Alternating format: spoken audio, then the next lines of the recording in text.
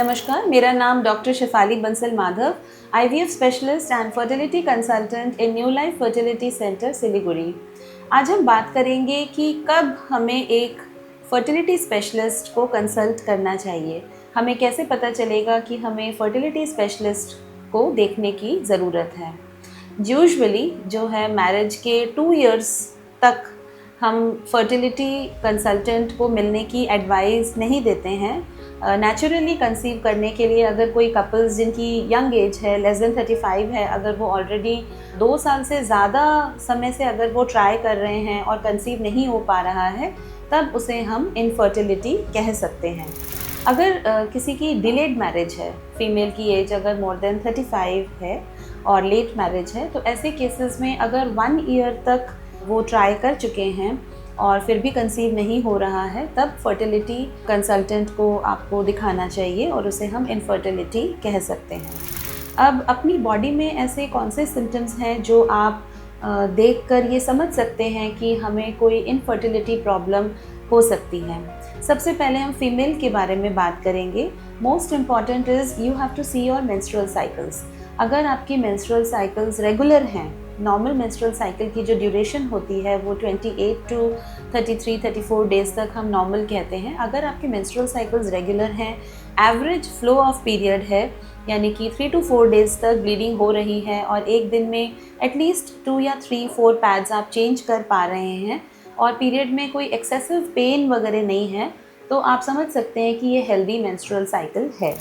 अगर periods delay हो रहे हैं, जैसे कि आपको जनवरी में पीरियड आया, फिर उसके बाद 3-4 महीने तक पीरियड ही नहीं आया, या फिर आपको जो है एक्सेसिव वेट गेन हो रहा है, या फिर कुछ ऐसे सिम्टम्स हैं जैसे कि आपका बॉडी में एक्स्ट्रा हेयर आ रहे हैं, चेहरे पे एक्स्ट्रा हेयर आ रहे हैं, या फिर एक्सेसिव पेनफुल पीरियड अगर हो रहा है, तो ये कुछ एबनॉर्मल साइंस हैं जिसको आपको कंसिडर करना चाहिए और एक फर्टिलिटी स्पेशलिस्ट को दिखाना चाहिए।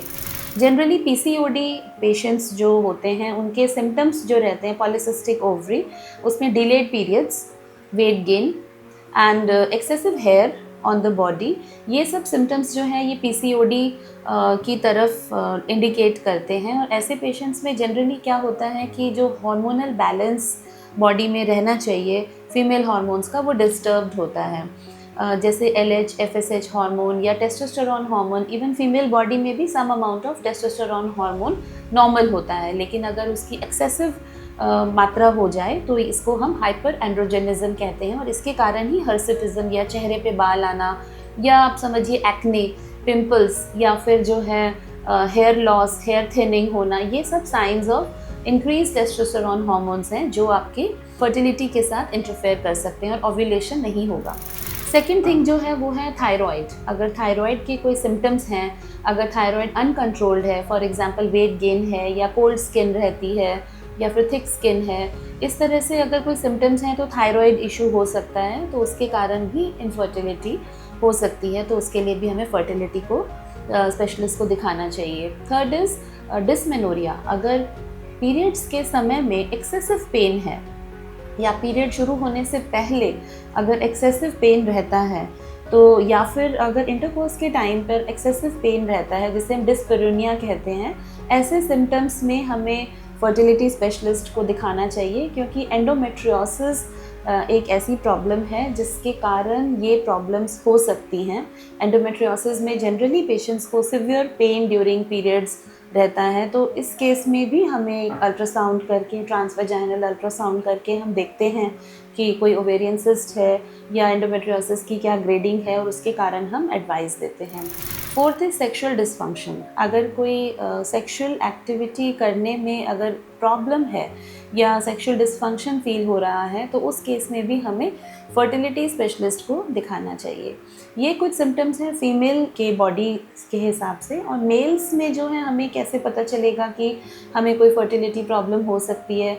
अगर कोई साइंस ऑफ इन्फेक्शन है, फॉर एग्जांपल टेस्टिस में अगर स्वेलिंग है या वहाँ पर पेन रहता है या ड्यूरिंग इंटरकोर्स पेन होता है, अगर उसका सिम्टम जो है वो रेडनेस, इस तरह की अगर कोई प्रॉब्लम हो रही है, तो हमें इन्फेक्शन को रूल आउट करना चाहिए और उस केस में एक फर्टिलिटी स्पेशलिस्ट को दिखाना चाहिए।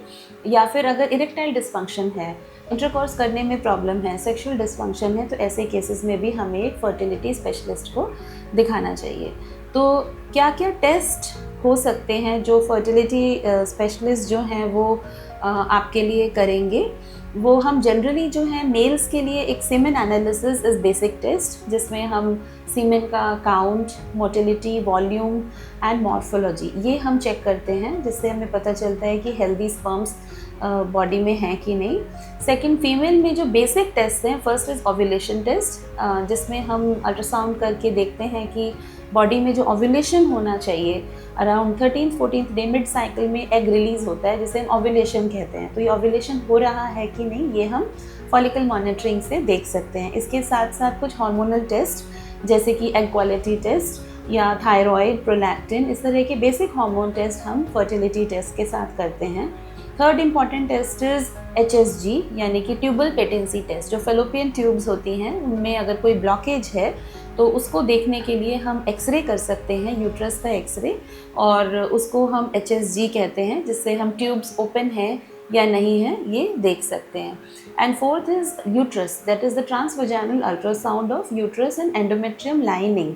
तो जो बच्चेदानी है जहाँ पर प्रेगनेंसी आना है, जिस प्रेगनेंसी को आना है, वो जगह स्वस्थ है कि नहीं, वहाँ पर कोई ट्यूमर्स हैं या फाइब्रॉइड्स हैं या कोई पॉलिप है या एंडोमेट्रियम लाइनिंग की डेवलपमेंट किस प्रकार से हो रही है, ये बेसिक इनफर्टिलिटी चेकअप्स हम जनरली फर्स्ट विजिट में हम लोग पेशेंट्स के लिए करते हैं। Thank you.